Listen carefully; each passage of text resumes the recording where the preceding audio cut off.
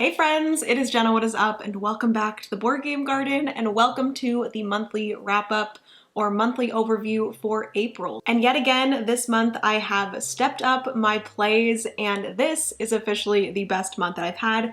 Last month in March, that's when I had my best month of so far, and I went one step further than that, and I played a lot of games, guys. I am so proud of how many games I got played this month. I had so many amazing experiences with games this month, and I'm super excited to chat about all of them.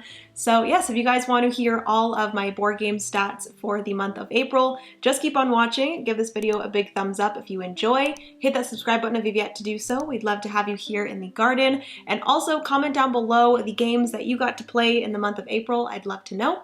But without further ado, let's get into this video, shall we? All right, so like usual, I'm going to first get into the board game stats. I use the board game stats app, which I will put right here if you want to know what it looks like.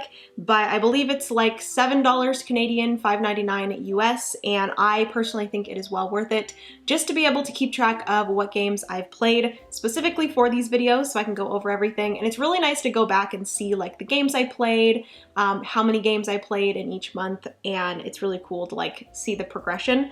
But yes, for the board game stats this month, last month had 44 plays, and this month, I didn't think I could get much better than 44 because that was like my all-time best, like I said. But in the month of April, I played 57 times. That is more than 10 than last month, which is insane to me because I thought last month was good. But yeah, 57 plays of 40 different games. And let me count how many of these were new to me. 1, 2, 3, 4, 5, 6, 7, 8, 9, 10, 11, 12, 13, 14, 15, 16, 17, 18, 19, 20, 21, 22. 22 of those were new games. That's crazy to me. Oh my goodness. I'm so happy with that. And then as for BGA, which is Board Game Arena, I don't think I played as many games on Board Game Arena as I did physically. Typically it's like around the same amount, but for my April BGA plays, I only played 13 games, which I think I'm just in a lot of games now that I started in April, but they have yet to finish. I think I'm in like 20 something games on BGA right now. I will say that I was not good at keeping up with my BGA plays this month.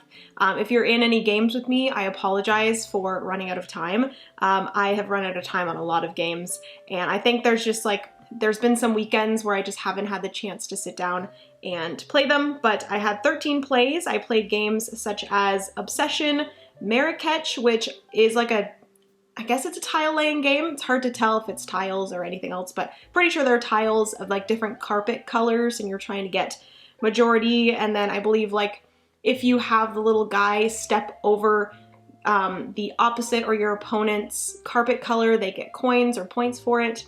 It was very fun.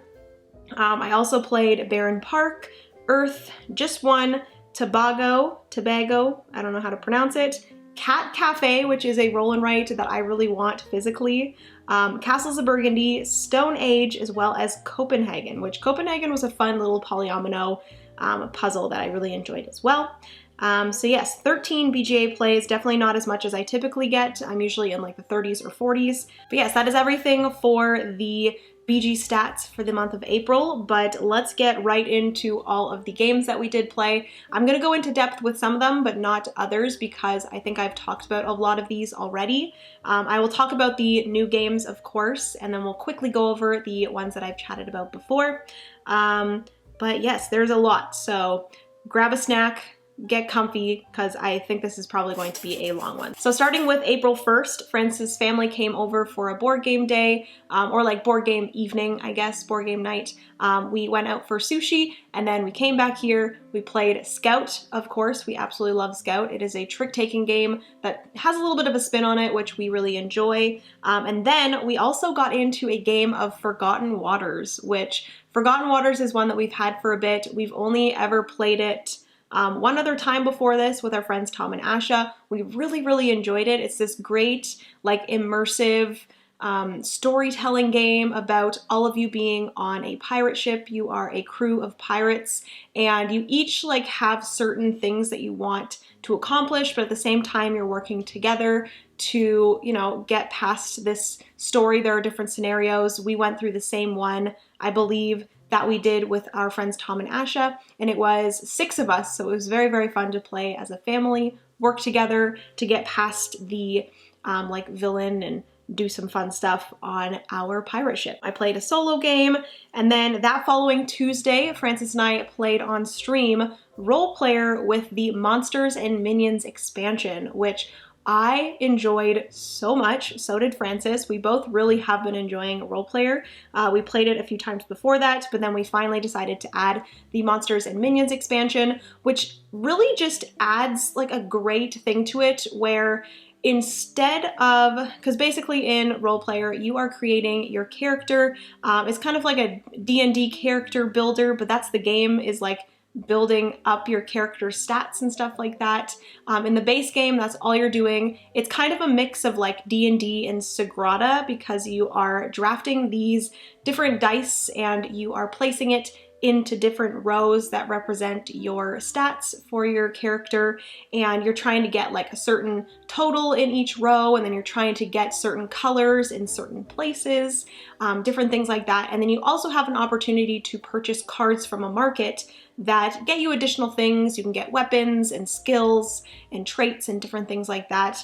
But in the Monsters and Minions expansion, it adds that you can, instead of purchasing something from the market, you can attack a minion, and then once you have attacked that minion and you successfully kill it, I guess, you get some experience, and then you build up your experience and you build up your character for at the end going against the like boss at the end. And it's very, very fun. You're just trying to get a certain amount of like skill points by the end to beat that monster. You are going to be like revealing some secret things about the monster that like, I think you're like rolling dice. I forget exactly what it was, but you're rolling dice in order to get a certain total for how much victory points you get. So if you have a higher total, you're gonna get more victory points when going against that monster. And the like secret things that you're revealing are different things that you can do throughout the game that will get you more dice. Hopefully that makes sense. But yes, it's very, very fun. I really enjoyed it. The Monsters and Minions expansion just adds that extra little bit that I think is really, really nice to play along with the base game. Even though the base game I still really enjoy as well, has a good like puzzly dice drafting thing that I enjoy. So yes, that is Role Player with the Monsters and Minions expansion. And then there is also the Fiends and Familiars. I really, really want to try that expansion as well, because you get like little familiars and stuff on the side. But anyways, that is Role Player with the Monsters and Minions expansion. And then that following Thursday, we went over to my friend Daryl's house, which, speaking of Sagrada, Daryl is the designer of Sagrada, and we actually played 3 different games. So we started off with Tapestry. I offered to teach everyone Tapestry, and then I believe a few of them went into the other room and played another game. But we played a 5-player game of Tapestry. Very, very fun. I have been enjoying Tapestry so, so much, and it was really nice to teach a bunch of people Tapestry, and they all really enjoyed it as well. So we started off with Tapestry. I'm not going to go too much into Tapestry because I've talked your guys' ears off about it. But then Daryl then mentioned that we could play a game called Mall of Horror, which I've never heard of this game before, but it was very fun. It was a little bit of like a hidden, what is it? I don't even know. Like you were going into different stores in a mall in order to avoid getting killed by zombies, and you could look at dice that represented where the zombies were going to spawn. If you had the security camera card, or if you went into the security camera room, you could look at these hidden dice to see where the zombies would come. And you're just trying to move your little, I think we each start with 3 characters, and you're trying to move your characters into certain rooms to avoid getting killed. There's also the parking lot where you can get some different cards to help you out throughout the game. It was very fun. I really enjoyed it. I didn't expect to enjoy it. It's a pretty simple, straightforward game. There's a little bit of like voting. If like there's more than one person, you like vote one of them out, or like vote one of them to be like pushed into the zombies, I guess. I'm pretty sure it was like an older game. But yeah, didn't expect to like it, but I did. And then lastly, we started a game of The Age of Atlantis, which The Age of Atlantis is one that I hadn't heard of before we went to Breakout Con last month. My friend Aiden actually found it in the Bring and Buy section, and we looked it up, and it's actually a game from Eldorado Games, which is a publisher that I didn't know of either. But I really enjoyed Age of Atlantis. It was a game that was funded on Kickstarter, got fulfilled, and I haven't really heard much about it, but I really enjoyed it. It has a lot of similarities to Scythe, which I really enjoy Scythe as well. But you're basically, on your turn, you have these dice that are your workers, and you are going to be placing your worker on one of these spaces on this big circular board that is cut into a bunch of like pizza slices. There are like different districts, or I forget what they're called, but they're split into different types of terrain where you're going to get specific resources. And then each of those pizza slices is also divided into some different sections as well. But you're placing a worker onto a spot, and then you can do one free action, and then you're going to be demoting your dice, because each of the die have these little faces on them, and you can demote them down to being sad, and you can demote them up to having 2 faces. So you're kind of giving that die more actions, and then you're like bringing it down and using all those actions that you have accumulated on that die. Hopefully that makes sense. But the actions are gaining resources from that specific spot that you placed your worker. You can defeat monsters, you can build buildings. The buildings are going to give you a bunch of different things.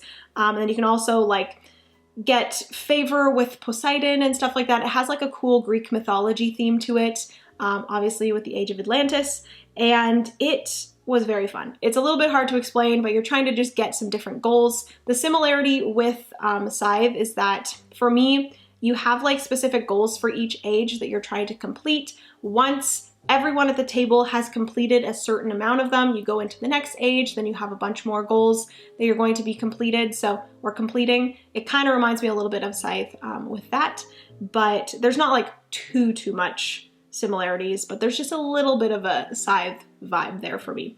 But yeah, really enjoyed that one when we played it. We only played like a half of the game because it ended up getting really late. So we finished up like half of the game, and then we decided to call it for the night. Francis and I actually started our campaign of Gloomhaven Jaws of the Lion, which I have been really enjoying. I think we've gotten through like 5 or 6 scenarios now, so it is pretty awesome. We've been doing pretty well. We only had to redo, right? Maybe we haven't even had to redo any of the scenarios as of yet. Maybe one we had to like stop and then redo like halfway through or like a little bit into the scenario because I kind of like messed up on something. But I feel like this is a great way for me to get into the Gloomhaven world. Everyone that is saying that Gloomhaven Jaws of the Lion is like a good stepping stone is exactly right. It is so much easier to get into than the big base game of Gloomhaven. So I definitely recommend, if you're wanting to get into Gloomhaven and now Frosthaven, stuff like that, give Gloomhaven Jaws of the Lion a chance. It is great. And Francis and I are really excited to do some more of those. We will probably, I think Francis actually mentioned we might do a few scenarios tomorrow night. So very excited for that. So that was Saturday, April 8th. So moving on to Monday, I did end up playing another solo game. And then Francis and I did another Gloomhaven Jaws of the Lion scenario. That following Tuesday, we did another Gloomhaven Jaws of the Lion scenario on stream, which we really enjoyed. And then Wednesday, I went over to a cafe close to me where a bunch of people locally, a bunch of ladies locally, get together for a board game gals night. It's been really nice getting together with a bunch of women within the board game hobby. It's just being in that room with a bunch of girls that love board games as much as I do is so empowering, and I just have been absolutely loving it. Meeting a bunch of new people, it's been really making me happy. So I ended up going to the cafe that night, and I played 2 different games. One was Earth. My friend Kat and I ended up teaching 2 other ladies Earth, and we had so much fun with that one. And then to finish off the night, we ended up playing Project L, which Project L has been a game that I have wanted to try for a very, very long time. It is this very simple polyomino game where you are just trying to create an engine of grabbing these little acrylic tiles and placing them. They're like polyomino shaped acrylic tiles, and you're placing them into these different cards to fill in these polyomino shapes. And once you do, you get all your pieces back, and then that card will usually give you another polyomino tile. So you're creating this inventory of different tiles that you can use. On your turn, I believe you get 3 different actions. You can grab another card, you can grab a single polyomino acrylic tile, you can upgrade one of your tiles, or you can place one of the tiles onto a card, or you can master once, which is placing a tile on each of your available cards, and then you're just trying to get as many cards as you can, whoever has the most points. Some of the cards don't get you points, they're just there for engine building, and then some of them get you victory points. I think it's like from 1 all the way to 5 victory points each, and then whoever has the most victory points at the end is the winner. And yeah, I've been really enjoying Project L, and I know that they just recently, or the Kickstarter is currently going on. I'm not 100% sure if it's over yet or not, but I know it has been up on Kickstarter recently, and I've been tempted to get it, but it is pretty expensive for the simplicity of the game. I feel like I would be okay to just get the base game, and I'd be happy with that. So maybe I will pick that up the next time I am at a friendly local game store. But yeah, that is everything for the Wednesday. I did come home and I played another solo game that night as well. Following, I played some more solo games on that Friday. And then moving on to Saturday, this was when our friends Tom and Asha came over for a game day. We ended up playing 4 different games. The first one was Scout. Of course, we love this one as well. It's always like a great game to just warm up everyone to get into more heavier games. So we played Scout. We also played Tapple. I really wanted to introduce Tapple to Tom and Asha, which was very fun. And then we got into 2 heavier games, 2 of my recent favorites, and that is Earth. I'm not going to talk too much about Earth because, again, I've been talking your ears off about it, but Earth is a fantastic tableau building game. Oh, I absolutely love it. And then we also played Tapestry. Again, I played Tapestry. Loved teaching that to Tom and Asha. And again, another one I've talked your ears off about, so I'm not going to get too much into it. But Tapestry is a civilization game, and you are going up a bunch of different tracks. It's so satisfying. You get your own like unique civilization, and I'm just obsessed. So yes, we played those 2 with Tom and Asha, and then they slept over, and then they left the next morning. The following Monday, we went over, or I went over to my friend Tyler's house. We had a very like random board game night. I think Tyler or Aiden like mentioned like, hey, I'm free tonight. Do you guys want to play some board games? And it was literally like 3 p.m. and I'm like, yeah, I think I'm free. So we ended up going over to Tyler's house and we played 4 different games. One, we started off, I think, with Scout. I taught them Scout, which they've been wanting to learn. So we played that. We played P is for Pizza, which was a very fun game. I actually really enjoyed P is for Pizza. It kind of reminded me a little bit of Anomia, which if you've played Anomia before, it's very fun. You're just shouting out words because like you have to say a word from that category in that specific, or starting with that specific letter, and then you get that card. Kind of similar to Tapple as well, but you are like building a slice of pizza with a bunch of triangular cards. Super, super fun. And then we got into a bigger game, which, oh my goodness, I want to play this game again.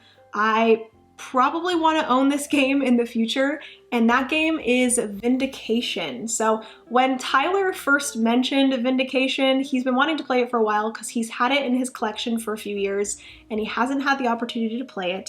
So we're like, sure, let's play it. I looked up the like different mechanics for it. There was a little bit of like, not so much worker placement, but like worker movement and like action spots, I guess is what you would call it. And then there was a little bit of area majority or area control, which I typically don't love. So at first I was like, I don't really want to play it, but I am so happy that I ended up trying Vindication because I enjoyed it so much. I did end up winning, so that might be why I enjoyed it so much. I typically do like games that I win, but honestly, I think it was just like a first timer luck. But yes, it's a little bit hard to explain Vindication, but basically you are trying to become vindicated. You're trying to become a good human, pretty much. You start as being like a bad human. I think there's like a specific thing that it says on the tile that's funny, but you want to flip that over. So you're wanting to, I believe, get a certain amount of victory points, and then you're also trying to get all of these cubes out of your potential into your like main supply of cubes. You're using those cubes for different things. The board is absolutely gorgeous. There are a bunch of different colored areas that are going to be different attributes for your character, or for you basically. There's like courage and strength and inspiration and wisdom and a few different ones, and you're going to be placing cubes in different spots. You're going to have 3 that are like the primary colors. So I believe red was strength, yellow was inspiration, and then blue was something else. I forget what blue was, but you could combine those cubes in order to get the 3 other attributes, which was courage, which was orange. So you'd have to combine strength and inspiration to get courage. And then you'd have to combine 2 other ones to get wisdom, different things like that. And I really enjoyed that. Each of the different colors had different cards that you could get. The primary colors, you could get companions that were just cards that got you some specific abilities. And then like the orange were monsters that you could fight. And then once you beat those monsters, you could get cards that gave you end game scoring. Different things like that. You were also putting control onto the different tiles on the board, so that when someone went to use that one, you would get some sort of reward for them going there. It's a little bit, again, hard to explain because it is a little bit of a heavier game with a lot going on, but I really enjoyed it and I'm excited to play it again. It is beautiful, and there's a little bit of like set collection too with the different colored cards that you're collecting. If you're like the person with the most cards of a specific color at the end, you get like a mastery tile that you get some more victory points for. It was very fun. Really enjoyed it. And yes, that was Vindication. Probably one of my favorite games for the month. Moving on, I played a solo game. We ended up finally getting Merchant's Cove to the table. My friends Tyler and Aiden actually came over here, and we, along with Francis, played a 4-player game of Merchant's Cove, which I really enjoyed. Unfortunately, Tyler didn't really love. He was playing the Alchemist, which is the like marble mechanic, and he was not having a good time with that. I played the Oracle, which is the roll and write faction, which I loved. And then I believe Aiden was playing the Innkeeper, which was a little bit different. I didn't really know exactly what the like mechanic was, but then Francis was playing the Blacksmith. So it's a little bit of dice manipulation and dice worker placement, which I do want to try the Blacksmith as well because I feel like I would like that one too. But yeah, Merchant's Cove is very unique. Everyone is doing their own thing on their own character's board. Everyone has a different mechanic, but we're all going towards the same thing, which is selling specific colored goods to people coming in on ships, and it was very fun. I'm excited to play it more. I'm excited to play it solo so that I can try more of the different factions and stuff like that, and just switching up what character I play with. I think I'm looking forward to that very much. Again, probably one of my favorite games for the month as well. I played another solo game, and then we moved into Ragnarok, which originally I was going to make a separate video on telling you guys all of the games that we played on the weekend, but honestly, it was a 2-day like con. It was a local con. It was about 15-minute drive away from me. It was so much fun. It was a Saturday and a Sunday, and I met up with a bunch of people there. It was fantastic. A lot of the people that I did meet up with were from the Board Game Garden community, so shout out to you guys. And we played a bunch of games, but I didn't want to make that video and then go into this and talk about them all again, so I just decided to put them together.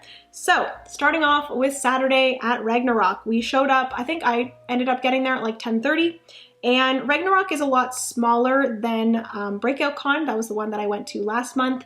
They had a lot more going on.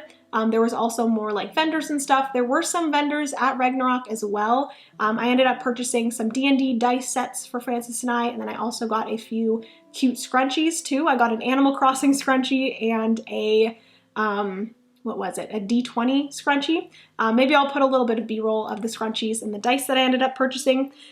But yes, for the games, we ended up playing Order Overload Cafe, which is a small game from Oink Games. Oink Games makes Scout as well as Deep Sea Adventure. Those are the only two that I've tried so far.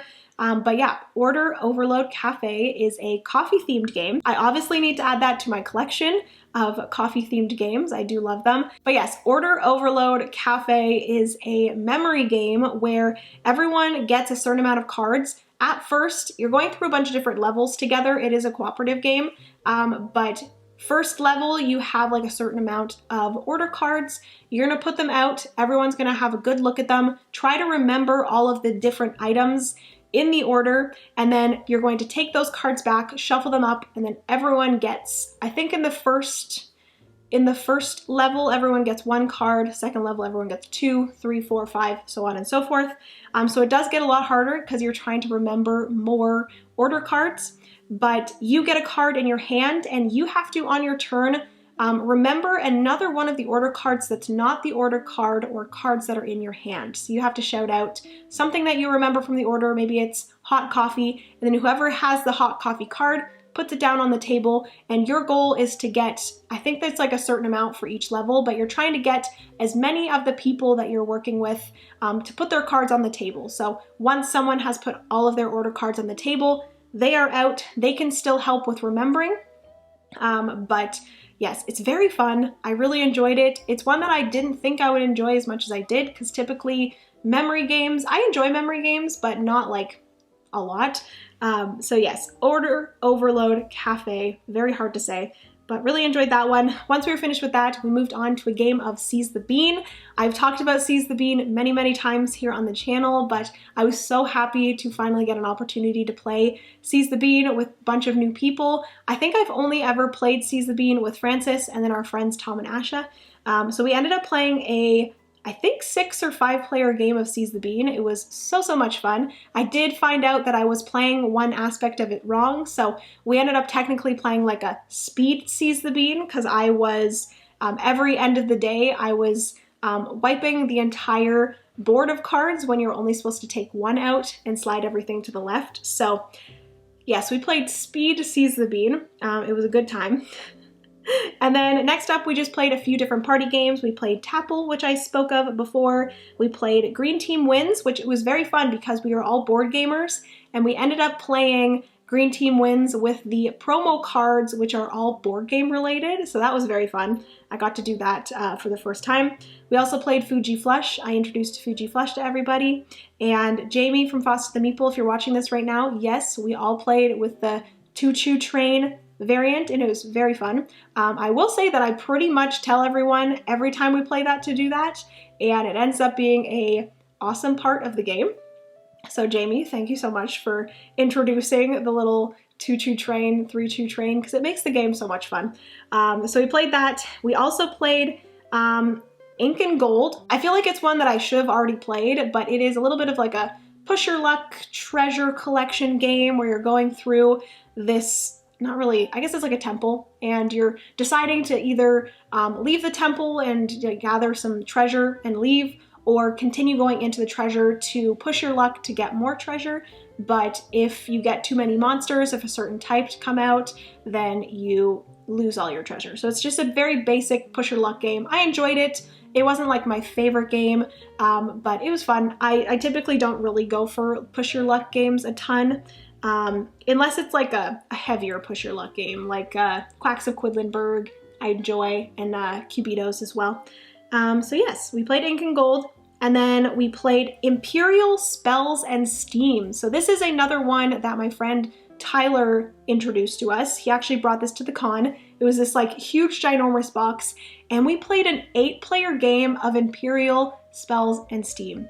Oh my goodness, I will put in B-roll of it. It was fantastic. I enjoyed this game very, very much. It's a little bit of like a route building, resource management, like pick up and deliver type of game. We all have our own like unique factions as well. It was so much fun. I really want to play that one again. And it's possibly one that I would consider adding to my collection as well, but it is a pretty pricey one, so I will say that. But oh my goodness, what a fantastic experience it was to play an 8-player game of that. It did take us quite a long time, but I really enjoyed it. And then I believe lastly, we ended up playing Res Arcana, which I've never played Res Arcana before, but I really enjoyed that. I feel like I say that a lot in these videos, but I really do enjoy a lot of board games. I will say right now, if you guys are here on my channel to like hear some like critiquing of some games, like I typically like a lot of games. So you're not really gonna ever or much hear me like not like games, but I did do a calling of my board games over on my Patreon. So if you guys want to see what games I don't like, you could go and see that video over on the Patreon. I always have it linked down below. But yes, we played Res Arcana, really enjoyed it. I didn't think I would like it as much as I did. But basically it's like a card construction or deck construction game because you are gaining cards at the beginning. I think like sometimes you can just like deal them out and then that's just your hand, but they do recommend once you get better at the game that you draft your cards. So you're actually picking the cards that you want to keep and put into your deck. And then as the game goes on, you are paying for these cards and then building out a tableau, and you're trying to gain different tiles and different cards that are going to get you victory points. And I believe the first person to 10 victory points is the winner, and it is great. I'm not going to go too much into it because I feel like this video is already crazy long, but enjoyed Res Arcana. And then we also played Fort, but we were only able to play like the first half of it because they ended up closing the open gaming room. So we played the first little bit of Fort. I played it with Tyler, Steph, as well as Kyle, and I really enjoy Fort as well. I've never played any leader game, so I feel like Fort was a good one for me to start with. But basically it is another like deck building game where you are kids playing and you are trying to get friends. All of your different cards in your hands are your friends, and you're playing cards down and you're trying to play a bunch of suits to get multiples of whatever that card is that you're playing. You're trying to gain pizza as well as toys in order to get your fort to become larger, to get victory points there, as well as you're gaining victory points in different ways as well. You're adding cards to your lookout, which gives you just more suits for when you play cards down. Very, very fun, very, very cute theme. I absolutely loved it. So yes, that is Fort, and that is everything that we played on Saturday. Moving to the next day, we ended up playing 3 different games, like I said, at the con, and then we ended up actually going over to my friend Tyler's house for a few more games after that because the con actually closed on Sunday at 6, which I believe that's like pretty normal. I think Breakout Con also did that as well. But we started off the day, I got there a little bit later than everyone else, so they started playing a game of Animal Kingdoms, and Steph actually taught everyone this, and she let me go in for a few of the rounds. I think actually for like the last of 3 rounds I went in and I played as well, and the one round that I played, really enjoyed. I think Animal Kingdoms is one that I would love to add to the collection eventually. I loved the theme, and then all of the different card suits are different animals, and the cards are absolutely gorgeous. But basically you are playing cards to, I think there are 5 different spaces you could play cards to, and each of those spaces have different like qualifications for being able to place cards there. So one might be that you have to place cards in order, like chronological order from 1 to 8. So you'd have to play certain cards there. One, you would not be able to play cards that match the 2 adjacent cards that are like most recently played. And then once you place one of the cards into those 5 spots, you're allowed to place one of your cubes there for a little bit of like area majority, which again, I feel like I need to try more area majority games because I have really been enjoying them. So that was Animal Kingdoms. I really want to play a full game of that one. And then I believe there is an Animal Kingdoms Roar and Write, I think. It's like a roll and write version of Animal Kingdoms, which I'd love to try.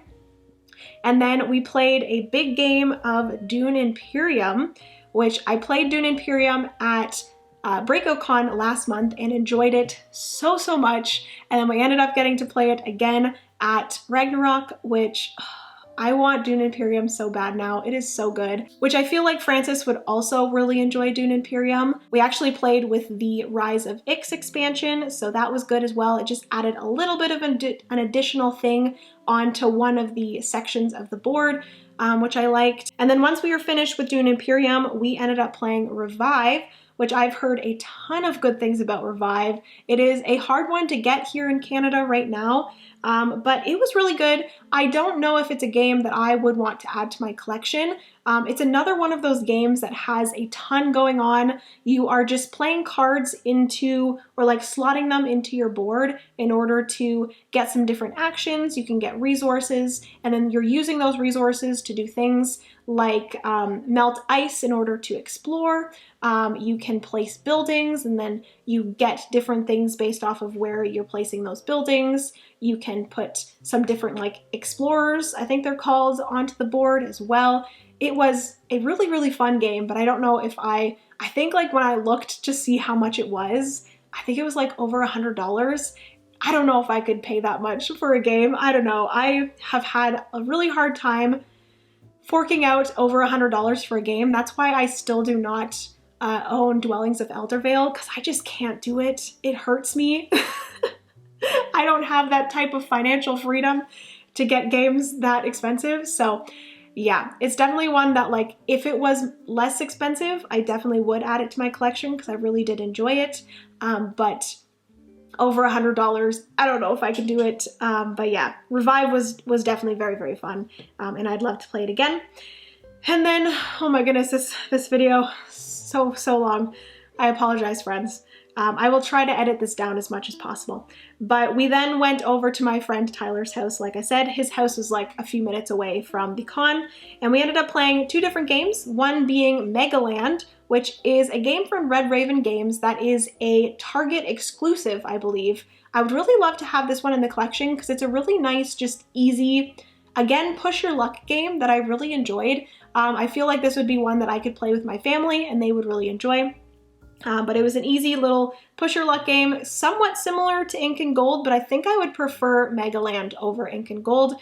But basically you're deciding if you want to leave and take all your treasure, or if you want to keep on going and push your luck in order to get more, or if you do get hurt, or if you lose all of your hearts, then you do lose all of your treasure as well.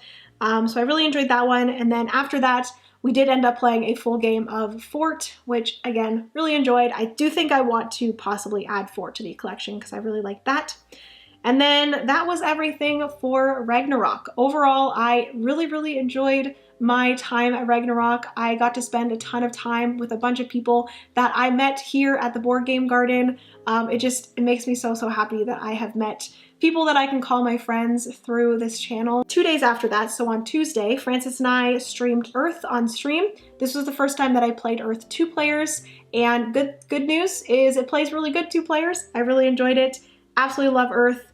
On Wednesday, I ended up going to another one of the Board Game Gals nights at the cafe. We had a polyomino night, so I ended up bringing the Isle of Cats as well as Miyabi, and we played Project L, which I've already chatted about. Enjoyed it very much again. I got to teach Miyabi to 3 ladies, and it was so much fun. I absolutely love Miyabi. I've talked about it here on the channel before, so I'm not going to talk about it too much, but basically you're making this little Zen garden with different polyomino tiles, and you're layering tiles, different things like that. And then we finished off the night, not with a polyomino game, but just a fun, chatty game of Fun Facts, which I've never played Fun Facts before, but it's a fantastic game if you want to play with people that you want to learn more about. I definitely recommend. So we played Fun Facts to end off the night, and that is everything for that. And then on the 27th, so this past Thursday, I went over to my friend Aiden's house with Tyler as well, and we played Lacrimosa, which is a game that I've talked about a little bit here on the channel. I do think I already chatted about it in a monthly wrap-up, so I will maybe link that here if you guys want to know more about Lacrimosa, but I enjoyed the 3-player game of that. It's been a little bit since we've played Lacrimosa, and I forgot how much I really did enjoy it, so I'm excited to possibly get that to the table solo. I've been wanting to try it solo, and this really has got me excited to play it solo. So that was what we played on Thursday. And then lastly, finally, for the last day of April, on April 30th, just this past Sunday, Aiden and Tyler and I all went to Toronto to our friend Paul's house. We actually met Paul at BreakoutCon, and we hung out and we played 4 different games we had a whole board game day. It's crazy that you have a whole board game day and we only played 4 games, which is crazy to me, but 3 of them were like slightly bigger games. So the first game that we played was For Sale, which For Sale again is one that is like considered to me like a classic. I feel like it's one that a lot of people have talked about. It was a game that I didn't think I would like as much as I did, because I typically don't go for like auction games. But I don't know, it was a very just simple game. You are putting out money to buy different houses, and then once you're finished with that, each of the houses have like numbers on them, and then you are selling those houses for a certain amount of money based off of like what one you play. If you're the highest, you get the highest number that's on the board, or like whatever card is the highest, you get that one for that house, if that makes sense. It was just a very simple, easy starter game. I enjoyed it. I love the art of the different houses and stuff. The lower the number of the house, the like crappier the house is. It's kind of funny.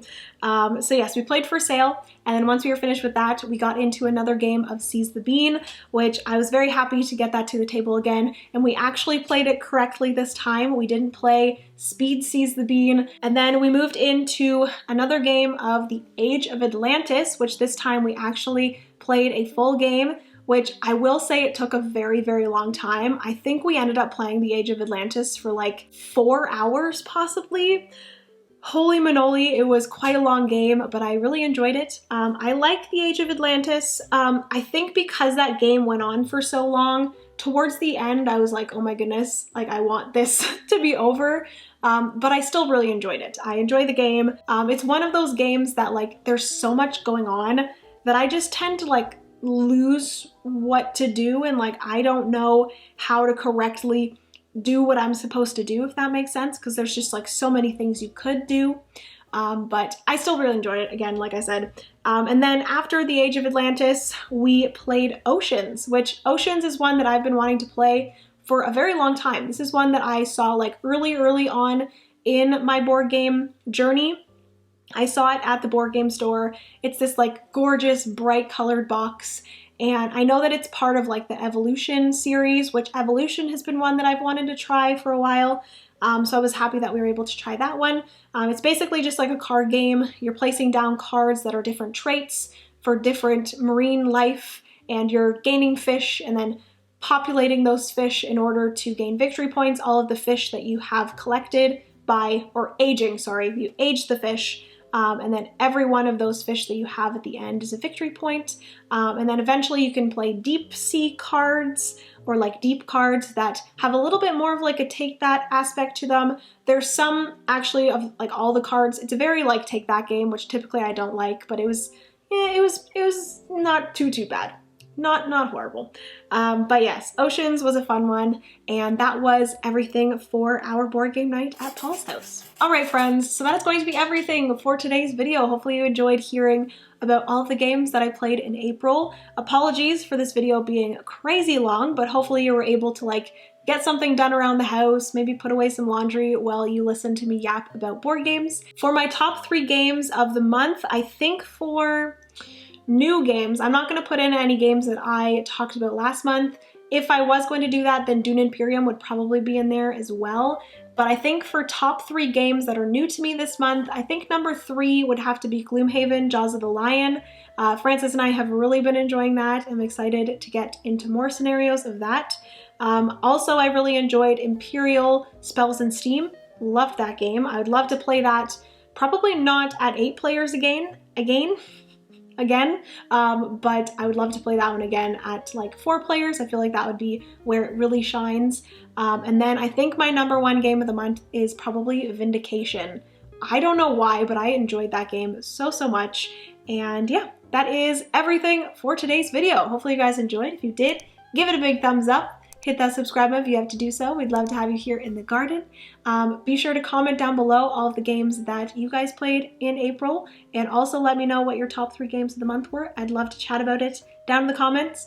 I love you guys so much. Remember, you are somebody's reason to smile. You are my reason to smile, and I will see you in the next board game video. Bye, friends.